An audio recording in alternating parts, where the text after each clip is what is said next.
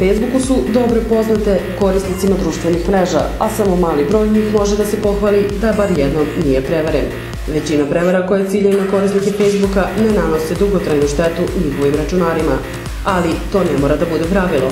Ovog puta mamac je šmanko poslovima koji se mogu raditi od kuće i o izvesnoj Melissa Johnson, majci troje dece, koja radeći posao od kuće zarađuje $8.000 mesečno.